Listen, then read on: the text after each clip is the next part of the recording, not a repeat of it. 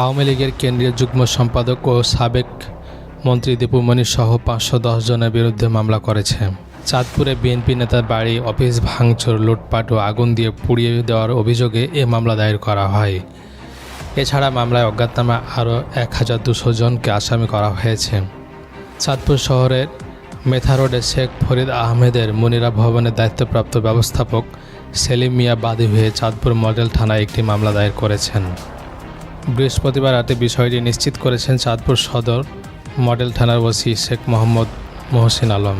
মামলায় দীপু মনিকে 1 নম্বর ও তার বড় ভাই আর ওয়াদুদকে 2 নম্বর আসামি করা হয়েছে। অন্য আসামিদের মধ্যে রয়েছেন চাঁদপুর জেলা আওয়ামী লীগের সাধারণ সম্পাদক আবু নাইম পাটোয়ারি, চাঁদপুর পৌরসভার মেয়র জিল্লুর রহমান, সদর উপজেলা পরিষদের চেয়ারম্যান হুমায়ুন কবির প্রমুখ। এজাহার সূত্রে জানা যায়, গত 18 জুলাই আনুমানিক প্রায় সন্ধ্যা 7টায় দেশীয় অস্ত্র নিয়ে জেলা বিএনপি সভাপতি শেখ ফরিদ আহমেদের মালিকানাধীন শহরের মনিরা ভবনে হামলা, মালামাল লুটপাট, ভাঙচুর ও ভবনে অগ্নিসংযোগ করা হয়। তার দলীয় অফিসে ভাঙচুর করা হয়। তখন শেখ ফরিদ আহমেদ চিকিৎসার জন্য দেশের বাইরে ছিলেন। সব মিলে ওই ঘটনায় প্রায় 2.5 কোটি টাকার ক্ষতি হয়েছে। ন্যায্য বিচার পেতে থানায় মামলাটি করা হয়েছে। এ বিষয়ে চাঁদপুর সদর মডেল থানায় ওসি শেখ মহসিন আলম বলেন, ওই ঘটনায় অভিযোগ পেয়ে যাচাই করা হয়েছে। বৃহস্পতিবার সন্ধ্যায় মামলাটি রুজু করি।